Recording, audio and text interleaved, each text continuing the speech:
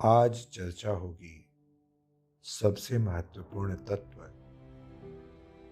जिसके द्वारा इंद्रियां चलती हैं, जो हमें ही नहीं बल्कि प्रत्येक जीव को कार्य करने के लिए विवश करता है। वह है मन, जिसे हम इंग्लिश में माइंड कहते हैं। साधना के क्षेत्र में मन को लेकर विभिन्न बातें की गई हैं। कोई कहता है अपने मन को नियंत्रण में लाओ, कोई कहता है मन का निग्रह, मन का निरोध बहुत आवश्यक है। लेकिन मन एक ऐसा तत्व है जो सीधे सीधे परमेश्वर से जुड़ा है। मन को नियंत्रित करना उतना ही कठिन है जितना वायु को अपने वश में करना। भगवान ने गीता में भी तो यही कहा कि मन का निग्रह वायु की तरह कठिन है। तो वास्तव में मन के निग्रह के चक्कर में अपना समय मत बर्बाद करिए। मन का निग्रह नहीं करना है, मन का जो आग्रह है उसकी दिशा बदल देनी है। मन की एक सबसे बड़ी विशेषता है, मन को यदि किसी चीज का अभ्यास कराया जाए तो एक समय के बाद मन उस अभ्यास का आदी हो जाता है, जिसे हम हैबिट कहते हैं। और जब मन के लिए वह विषय हैबिट में बदल जाता है, आदत में बदल जाता है, तो मन उस विषय को सहज ही स्वीकार करता है। मान लो आप साधक हो और मंत्र की साधना करते हो।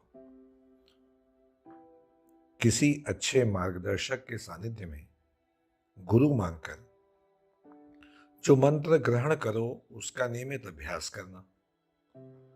हो सकता है कि आरंभ में कुछ समय तक मंत्र बड़ा अच्छा लगे, अभ्यास करने में बहुत भाव उत्पन्न हो, लेकिन कुछ समय के बाद वह अभ्यास एक नीरस स्थिति में बदल जाए, मन ही न लगे।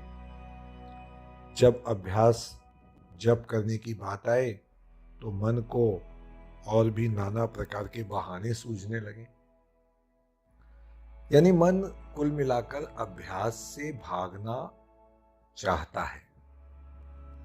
ऐसी स्थिति में क्या करोगे? क्या अभ्यास बंद कर दोगे? क्या मन की सुन लोगे? यहीं पर आपको सबसे ज्यादा प्रयत्नशील होना होगा। मन की न सुनकर उस अभ्यास में मन को पुनः लगाया जाए।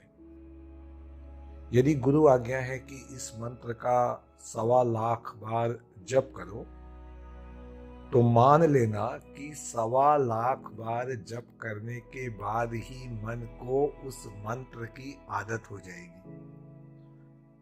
1.25 लाख के बाद मन उस मंत्र को अपनी आदत बना लेगा और फिर मन उस मंत्र की गिनती नहीं करेगा, उसको जपेगा, तुम्हें आनंद प्रदान करेगा और धीरे धीरे तुम उस मंत्र के प्रभाव को अनुभव करने लगोगे।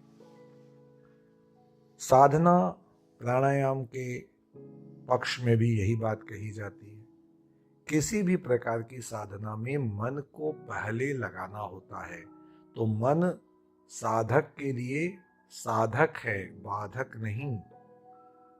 मन का निग्रह नहीं करना है, मन की दिशा बदल करके उसे सकारात्मक क्रियाओं में लगा देना है। तब तक उसके साथ तुम लगे रहो जब तक मन को उस विषय को करने की आदत ना हो जाए। मैं दोबारा इस चीज को दोहरा रहा हूं और अपना भी यही अनुभव है कि मन को जब उसकी आदत लग जाएगी तो साधक के लिए वो मन एक साधक बन जाएगा, बाधक तुम्हारा विषय नहीं रहेगा। यही हमारे ऋषि मनीषियों ने समझाने की कोशिश की है। इसे ही समझो और मन के महत्व को जानो। इसे अपना सार्थक मित्र बनाओ। ओम आत्मने नमः।